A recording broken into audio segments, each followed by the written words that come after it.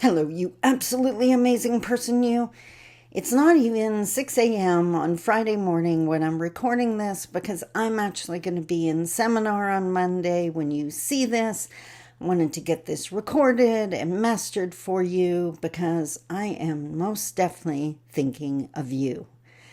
Today, this video goes out to those people trying to overcome adversity, trying to overcome challenges, and I understand that probably describes absolutely every single person on this planet. Of course, I have a special interest in the Indigenous peoples living within Canadian borders, but this goes out to everyone because I know what that journey is like, and today I really want to highlight how important it is for your success, for your peace, for your comfort to find the one, or actually the ones. Let's talk about it.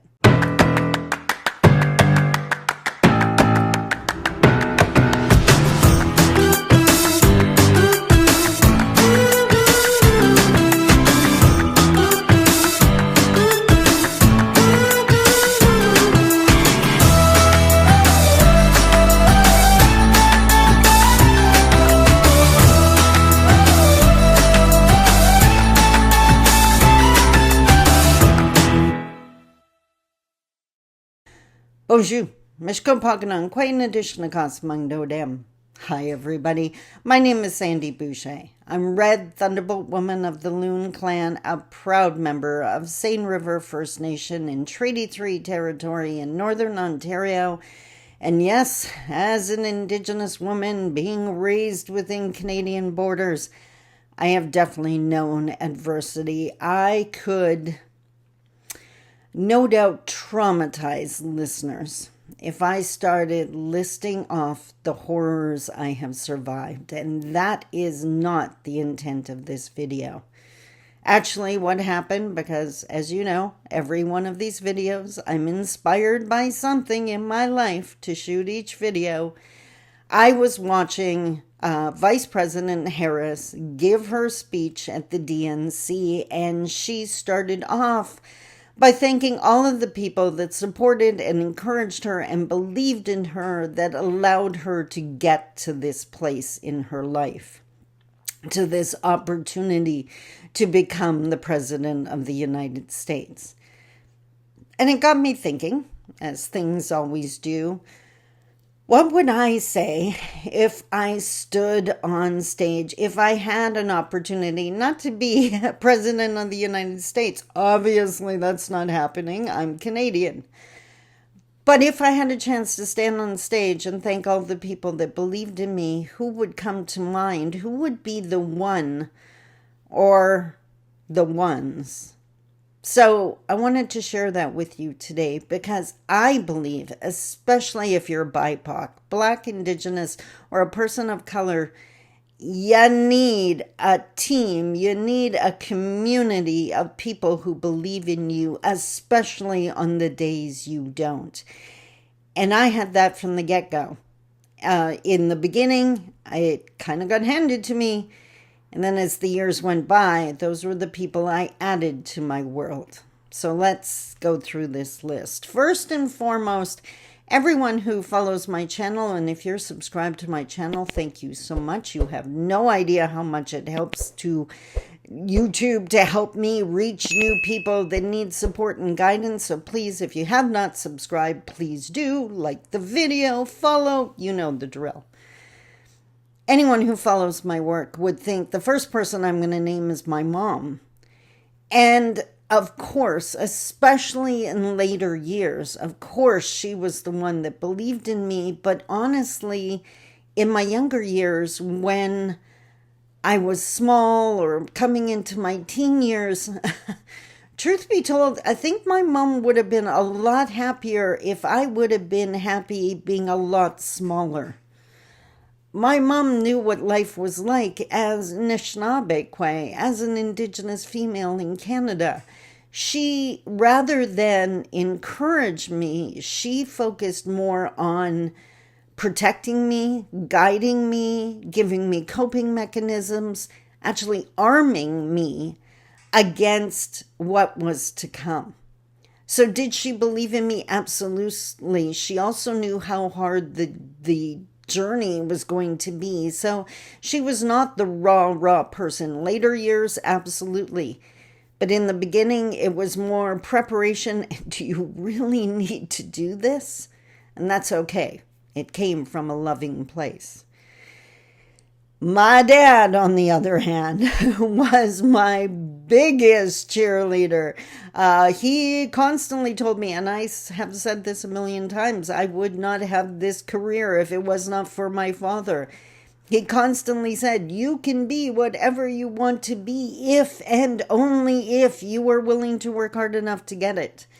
My dad warned me on a regular basis that there were going to be people who were going to try to stop me. There were going to be people that would tell me you are never going to be able to do this, that, or the other thing, and that I must never forget I can.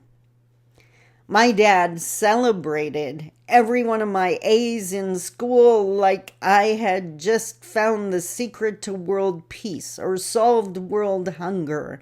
My dad encouraged every little creative project I did and just was my internal cheerleader.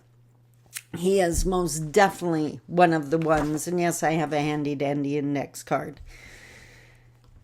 Unfortunately, I lost Dad when I was 17, and we know that was the beginning of the dark years of my life. But looking back now from this place of happiness and joy and comfort and peace, I can see that there were so many ones along the way. And one of my favorites that always comes to mind and puts a smile on my face is Mr. David McKenzie, who I knew as Mr. McKenzie, who was my grade 4 teacher. And one of the things he asked us to do was read. And every single time we read a book, there was, I don't remember what day of the week it was, but we would line up in a line going up to his desk, holding the book we read. When we got to his desk, we would hand him the book, and he would ask us questions about the book to see, prove for one we read it, but to ask us what we thought of the book. And I remember with great pride that I would show up at his desk with either 3 or 4 books in my arms. And the first couple of times, he kind of looked at me like, really? And not doubting, but not sure. And, well, I guess that's doubting, right? But what he was concerned about was, did I remember anything from these books? Was I just speed reading through them and consuming them without really taking them in? And he would proceed to question me about every single book, and every single time I was able to answer his questions. Getting straight A's in school, a lot of that was to do with my love of reading. So, Mr. McKenzie, I owe you the world. Another one was, I knew her as Miss Pinkish. For later grades, she was Mrs. Bernier. She was my grade 1 teacher, and I wrote stories in grade 1, little fictional stories, and she would patiently correct my spelling and help me with sentence structure. These were extra things. These were not assignments. These are just things I wanted to write. Do you see the ambition already coming up? I'm not going to do just the bare minimum. I'm going to do what I love. And in grade 1, I already realized that was writing. So thank you to Miss Pincus and Mr. McKenzie for encouraging me in my younger years. Now, we're going to fast forward to my adult years now, and I got to honor the women on my arm that make up this eagle feather, that make up me. It starts with my mom, of course, the first strong, amazing, phenomenal woman I ever knew. Then Josephine Mandalman, who was just honored with a stamp here in Canada. Jo was the epitome of love and humility and respect and hard work, and her example taught me that you don't ask other people to do things that you're not willing to do yourself. And just because you ask them to do it doesn't mean you stop being willing Every single person who knew Joe or had the chance to work for her worked harder than we ever have, because Joe still worked harder than all of us. Next, Elsie Quandamans, a woman I knew as Nana, my amazing elder who taught me to bead and who taught me how to heal, who helped me through so many hard times, including the demise of my marriage. And we lost her just a couple years ago, and her presence is missed every single day, but I know she is still so incredibly proud of me. The other two women on my arm are still here, still encouraging me, still supporting me, and I think of them every single day, and that's Marjorie Lee and Sharon Desmolin. Thank you. Thank you for your love. Thank you for your example. Thank you for your light, because you are both incredibly bright lights, often in dark places. Miigwech. Next, my older brother Ernie, who, as people know, is now the general manager of my company. Have I always known my brother was in my corner? Absolutely. But now that I get to work with him, now I know that for a fact. And it is an absolute source of joy for me to know I make him proud. So thank you, Ernie. It is a pure joy to work with you. Best decision I ever made. So welcome on board. Next, Anita, my amazing assistant. If you got to watch her podcast on September 1st, Millie brings up my assistant and describes her as an angel. And yeah, she is. She's got the patience of Job because she works with me and can handle it. She is a joy. We have cried together. We have laughed together. Deep Anishinaabe belly laughs on a regular basis. And her community is struggling, and so is she. And I send out prayers to my good friend Anita.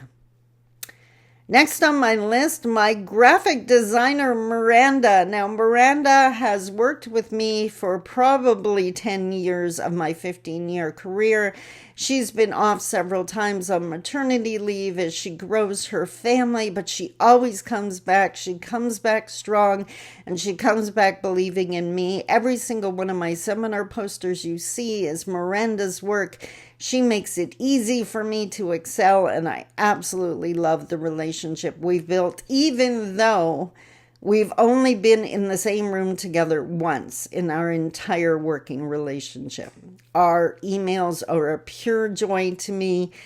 Thank you, Miranda, for being you. Next, special mention going out to Millie Gormley, who I do the podcast with. Like I said, next episode comes out September 1st. She is my financial advisor. Her belief in me is pure fuel. And Erin Cisco, who runs the Alliance Network for Business Women. She is such a driving force, and she's going to do epic things, and she believes in what I do. Thank you. As you can see, there are many I can list, and I'm certain there's a whole bunch that didn't come to mind right away, but they will during the course of this day after I turn off this camera. It is just so much easier to know success and peace and comfort and joy when you're surrounded by people who believe in you. And that's what I want to encourage you to do today. Find the one. And then find another one and another one. You don't need the critics. There, you can throw a rock and hit 5 critics, just throw one up in the air. Those people, it's just too easy to criticize. And how many of those people have ever done what you're trying to do? Most of the time, they haven't.